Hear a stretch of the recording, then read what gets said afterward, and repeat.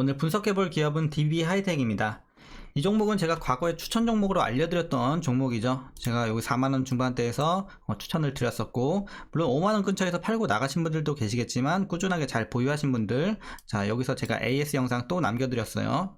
지금 짧게 보지 마시고 이제 반도체 업황 회복될 때까지 잘 기다리시라고. 그래서 결국에는 2배 가까이 수익이 났습니다. 축하드리고, 자, 이 기업은 어떤 기업이냐면요. 일단 웨이퍼 수탁 생산 및 판매를 담당하는 파운드리 사업을 영위하고 있는 회사입니다. 이제 기존에 브랜드 사업도 같이 영위를 하고 있었는데, 기존에 이 팹리스 사업을 담당하는 브랜드 사업부가 이제 떨어져 나갔습니다. DB 글로벌 칩이라는 자회사가 출범이 되면서 떨어져 나갔고, 이제 DB 하이텍은 파운드리 사업에 좀 더 집중을 하겠다는 회사의 계획입니다.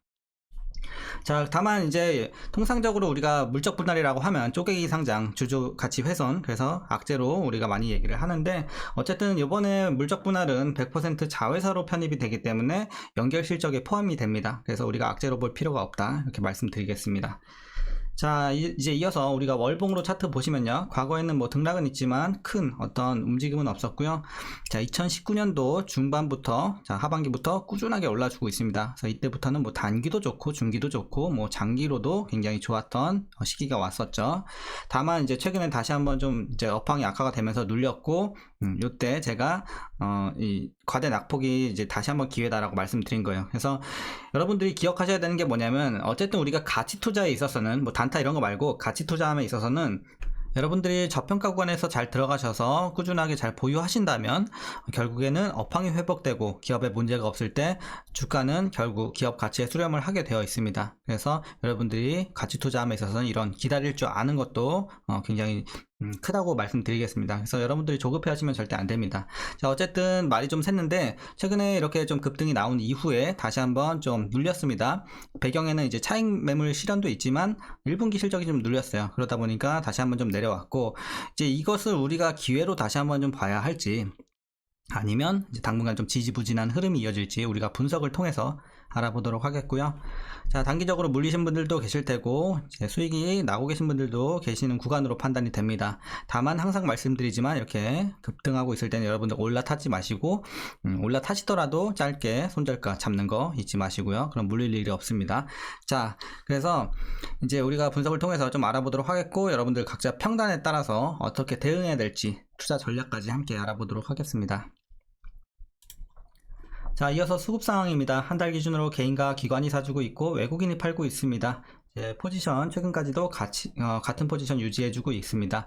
다만 이제 최근에 보시면은 이제 외국인과 기관이 계속해서 좀 줄다리기 싸움을 하고 있습니다, 서로. 그래서 이렇게 좀 보시면 되겠고, 이어서 공매도 비중 보시면 조금 아쉬운 모습은 있어요. 이제 공매도 비중이 좀 많이 올라왔거든요. 그래서 계속해서 두 자릿수 기록을 하고 있고, 물론 과거에도 뭐 이렇게 좀 있었지만 과거에는 그래도 대체적으로 좀 한 자릿수를 많이 유지를 했거든요. 그래서 최근에 많이 올라왔다는 거 우리가 확연하게 알 수가 있겠고요.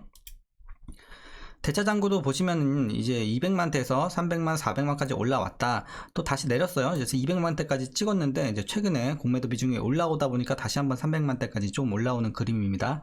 뭐 우려할 정도는 아니지만 그래도 최근에 공매도 비중이 커졌다는 점은 그래도 단기적으로는 좀 아쉽다, 이렇게 말씀드리겠고, 이어서 동사 재무제표 분석 시작해 보도록 하겠습니다. 먼저 2018년도 매출부터 보시면 6,600, 8,000, 9,300, 1조 2,000, 1조 6,000 꾸준하게 눌리지 않고 올라갑니다. 하지만 올해 조금 떨어집니다. 1조 4,000. 자, 영업이익도 뭐 마찬가지예요. 당기순이익도 그렇고 한 번도 눌리지 않고 꾸준하게 올라가요. 꾸준하게 우상향하고 굉장히 탄탄한 실적인데 올해는 좀 눌린다는 거. 그래서 작년에 이제 7,600에서 올해 4,300, 당기순이익도 5,500에서 3,400 좀 눌립니다. 그러니까 올해 수치가 나쁜 건 아니에요. 하지만 작년이 너무 좋았다고 좀 말씀드리는 게 맞는 것 같아요. 이렇게 보시면 되겠고, 자, 이어서 부채 비율 보시면 91, 68, 48, 40, 29, 18 꾸준하게 떨어지고 있습니다. 꾸준하게 우하향.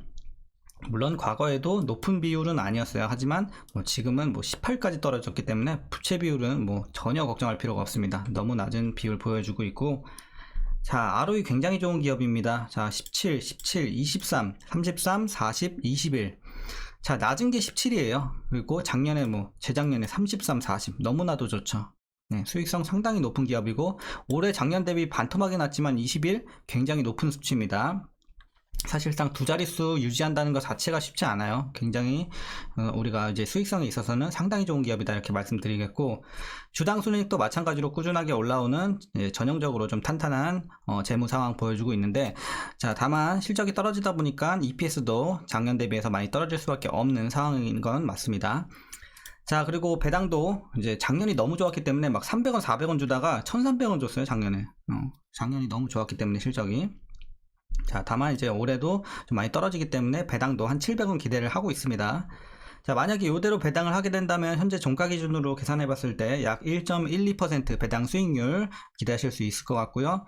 자 이제 마지막으로 올해 추정 PER은 8.02배 나오고 있습니다. 그리고 현재 주가 밸류는 상당히 저평가 구간으로 판단이 되고 있습니다. 지금 다시 한번 또 내려왔기 때문에 상당히 많이 싼 구간까지 진입을 했습니다.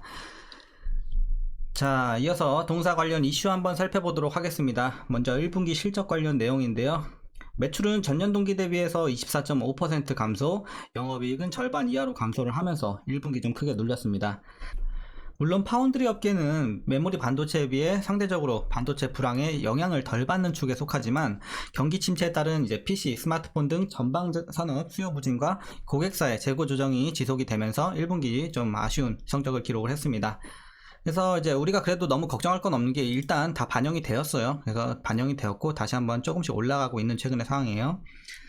자 다만 이제 영업이익률 같은 경우는 28%를 기록을 하면서 물론 좀 떨어졌지만 선방을 했다고 이제 시장에서 좀 평가를 하고 있습니다. 그래서 업계로 봤을 때는 이제 업계 2위를 기록한 수치라고 보시면 되겠고요.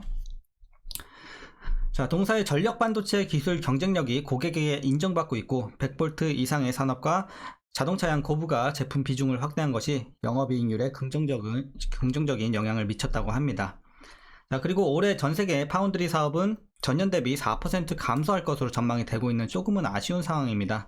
PC, 스마트폰 및 소비자 어플리케이션의 재고 조정은 파운드리 업체 단기 실적에 계속 영향을 미치면서 올해 3분기까지 좀 지속이 될 것이다 라고 보여지고 있습니다. 그래도 전체 가동률은 2분기 바닥을 치고 하반기에는 완만한 회복을 보일 것이라고 하고 있으니까 그래도 좀 불행 중 다행이다 이렇게 말씀드리겠고, 자 이제 동사는 반도체 시장의 이런 불황 속에서도 부가가치 성장성이 높은 제품의 비중을 늘리면서 흑자 기조를 유지하겠다는 이제 회사의 이런 구상이 있고요. 가장 집중하는 분야는 향후 부가가치가 높은 고전압 전력 반도체라고 합니다. 그래서 이 전력 반도체 시장은요, 지난해 313억 달러에서 오는 2026년에는 392억 달러까지 올라가면서 연평균 약 6% 성장할 전망이라고 합니다.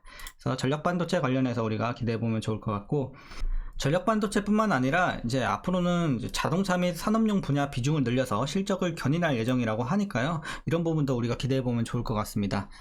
자, 최근의 이슈는 여기서 마무리하겠고요. 이제 마지막으로 투자 전략 말씀드리면서 영상 마치도록 하겠습니다.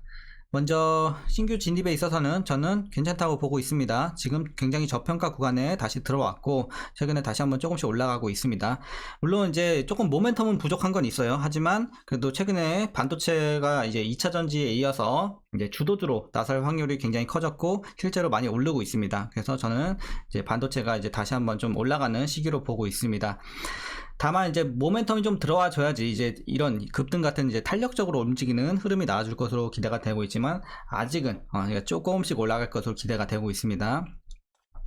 자, 그럼 이제 측면에서 여러분들 신규 진입 좋게 보고 있고 기존에 들어가셔서 수익이 나오고 계신 분들은 어디까지 보시냐면요. 자, 목표가를 1차와 최종으로 드리겠습니다. 먼저 1차 목표가 73,000원입니다. 자, 요 정도 될 것 같네요. 73,000원.